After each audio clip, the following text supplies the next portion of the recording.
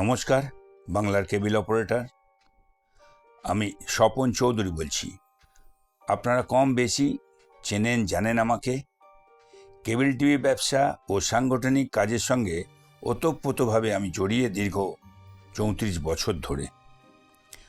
Recently Sony channel বন্ধ ও চালু হওয়া নিয়ে একটা অদ্ভুত পরিবেশ সৃষ্টি করা হয়েছিল। অবিশ্বাস, সন্দেহ, সংকোচের বাতাবরণ তৈরি করা হলো।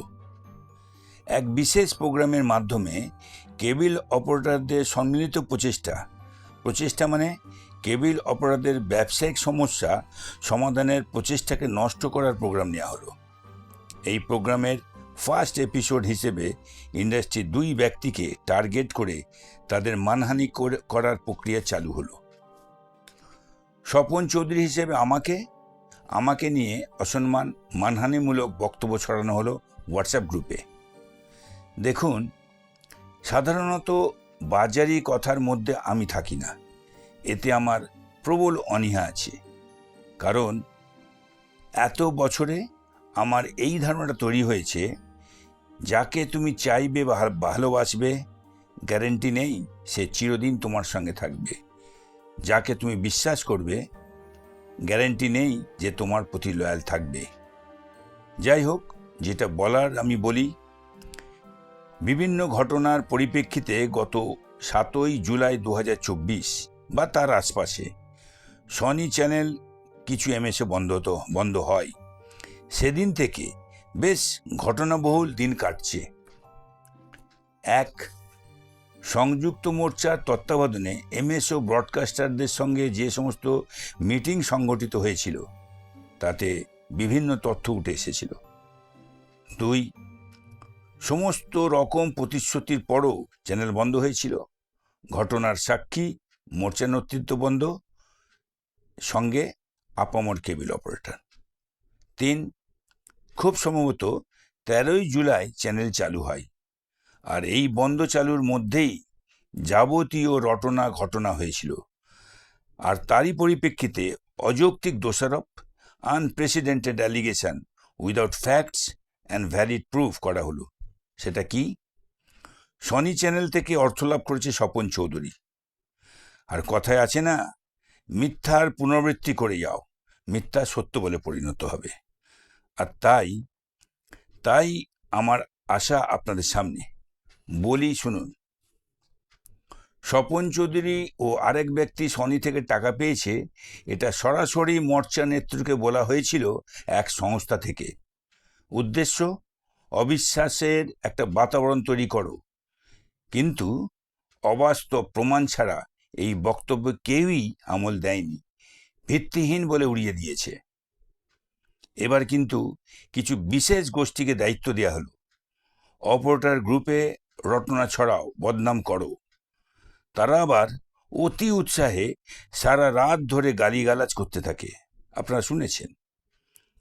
সেই চেষ্টাও বিফলে গেছে, কারণ কেচ্ছা, মিথ্যা, অবিশ্বাসযোগ্য বিষয়কে অনুধাবন করার বয়স, বিবেক, বুদ্ধি, অভিজ্ঞতার মাধ্যমে অপারেটররা এতদিন সঞ্চয় করে ফেলেছেন। এসবের প্রতিবাদ বা প্রমাণ চাওয়া হয়েছে সর্বস্তরে, তার কোনো উত্তর আসেনি, আসবেও না। মিথ্যাচারে আবার প্রমাণ দিতে হয় নাকি, এমন একটা ভাব। যারা রিপোস্ট করেছিল, মানে এই সমস্ত ইস্যুগুলো হোয়াটসঅ্যাপ গ্রুপে, তাদের সঙ্গে কথা বলে জানা গেছে তারা নাকি কিছুই জানে না। আর এই পোস্টের অরিজিন, মানে যারা ভাঁওতা ছড়িয়েছিল, তারা কাপুরুষের মতো পর্দার আড়ালে মুখ লুকিয়ে রাখল। এবার হলো ডিসিবিও এর পোস্ট। 25শে জুলাই স্বপন চৌধুরীকে দায়িত্ব থেকে অব্যাহতি দেওয়া হলো। এখন কারা করলো, তাদের যোগ্যতা, অধিকার নিয়ে প্রশ্ন নাই বা তুললাম, কিন্তু যেটা বলার দরকার, 23শে জুলাই 2024 রাত 9:54 একটা কোর গ্রুপে একটা চ্যাট সেশন চলে। মানে ডিসিবিওর কোর গ্রুপে একটা চ্যাট সেশন চলে। আলোচনার ভিত্তিতে আমার প্রস্তাব ছিল ডিসিবিওর কোর টিম ও ডিসিবিওর বেশ কিছু বিশেষ মেম্বারকে ওপেন মিটিং করতে হবে তাদের সঙ্গে, সেখানে আলোচনা হবে, তাতে কারো অবজেকশন আছে কি না জানতে চাই আমি। সেটা নিয়ে কোনো মতামত আসেনি, মিটিংটাও হয়নি। যেটা হয়েছে, কারো অঙ্গুলি হিলনে কোনো মিটিং আলোচনা ছাড়া ইচ্ছে মতো গ্রুপগুলিতে পোস্ট পাবলিক করা হয় 25শে জুলাই 2024 বিকেল 5:37 থেকে। আর এই অসাংবিধানিক, জঘন্য, ঘৃণ্য কাজের প্রতিবাদ স্বরূপ আমি গ্রুপ ত্যাগ করি। যদিও নিজেদের গাঁ বাঁচানোর প্রয়োজনে আমার লেখার ভুল অর্থ প্রচার করার ব্যর্থ চেষ্টা লক্ষ্য করা গেছে। এখন প্রশ্ন হলো, কি এমন পরিস্থিতি তৈরি হলো যে রটনাকে কেউ গুরুত্ব দিল না, গ্রহণ করলো না, বিশ্বাস করলো না? সেই বিষয় নিয়ে চ্যানেল চালু হবার 12 দিন পর ডিসিবিওর গ্রুপে পোস্ট করা হলো, কোনো আলোচনা মিটিং ছাড়া। বহু প্রশ্ন উঠছে, কোন প্রেক্ষাপটের ভিত্তিতে এই পদক্ষেপ? কিসের প্ররোচনায়? কাদের চাপে? উদ্দেশ্যটাই বা কি? নাকি নিছক ব্যক্তিগত? এর যুক্তিযুক্ত কোনো উত্তর নেই, না আছে না আসবে। মেম্বারদের সঙ্গে আলোচনা করারও প্রবণতা নেই। আর তাই বাজারি, ভুয়ো, মিথ্যাচার চক্রান্তের মাধ্যমে আমার মানহানি করার ডেলিবারেট প্রচেষ্টা আমি তীব্র নিন্দা করছি, ধিক্কার জানাচ্ছি। এই চক্রান্তের পিছনে থাকা সংস্থা, বিশেষ অপারেটর গোষ্ঠী আর গুটি কতক ব্যক্তির এই খেলার পিছনে যে স্বার্থসিদ্ধির পরিকল্পনা আছে, সেটা বোঝার মতো পরিপক্ক মাথা আমার মতো এই ইন্ডাস্ট্রিতে বহু ব্যক্তির আছে। তারা বোঝে, তারা জানে। আমার যাবতীয় বক্তব্য হাওয়ায় হচ্ছে না, কিন্তু হাওয়ায় বলছি না, প্রমাণের ভিত্তিতে বলছি।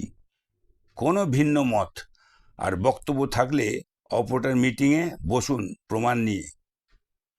দুঃখজনক বিষয় হলো, কিছু অপরিণত মস্তিষ্কের মানুষের জন্য অপারেটর কমিউনিটির যে মারাত্মক ক্ষতি হলো, তা কবে, কিভাবে সারবে, কে তার দায়িত্ব নেবে? প্রশ্নগুলো থেকে গেল। কিন্তু এরকম খেলা চলে, অতীতেও ঘটেছে, কিন্তু এবারে খেলার নগ্ন রূপ সামনে চলে এলো। তাই অপরাধের কাছে আমার নিবেদন, কেন সব বুঝেও না বোঝার মতো থাকেন? কেন সব বুঝেও ব্যবসায়িক স্থায়িত্বের লড়াইয়ে প্রতিবাদ না করে প্রক্রান্তরে প্রশ্রয় দিয়ে ফেলেন? নিজেদের ব্যবসার স্বার্থে ঘা পড়ছে দেখে বুঝেও মুখ ঘুরিয়ে থাকেন কেন? দেখুন, সাংগঠনিক কাজের একটা policy, principal, values, ethics, discipline থাকে। সেটা অমান্য করলে সার্বিক অপরাধের স্বার্থ সেটাতে ধাক্কা খায়। তাই আমি মনে করি, সাংগঠনিক কাজ করতে গেলে হতে হবে দায়িত্বশীল, থাকতে হবে কোনো বহিরাগত চাপে নতি স্বীকার না করার মতো দৃঢ় মানসিকতা, অন্যায়ের প্রতিবাদ করার মতো মানসিক দৃঢ়তা। যেখানে অপারেটর ব্যবসায়িক স্বার্থ, ভবিষ্যৎ, ইমোশন জড়িয়ে আছে, তাকে সম্মান জানাতে হবে। সাংগঠনিক পদ্ধতি মেনে চলতে হবে। সংগঠন ব্যক্তি বিশেষে ইচ্ছা অনিচ্ছার উপর চলে না। সংগঠন চলে সার্বিক অপরাধের স্বার্থ রক্ষার্থে সঠিক সিদ্ধান্ত গ্রহণ করার এবং তার যোগ্যতার উপরে। তাই পথ চলতে চলতে আমার অনুধাবন, do not follow majority, follow the right way. দেখুন, ব্যবসাটা আমার পেশা আর সংগঠন হলো আমার নেশা। দুটোই চলছে, আগামী দিনেও চলবে। So my fight for a better tomorrow will continue. এই বলে শেষ করলাম। সবাই ভালো থাকবেন। ধন্যবাদ।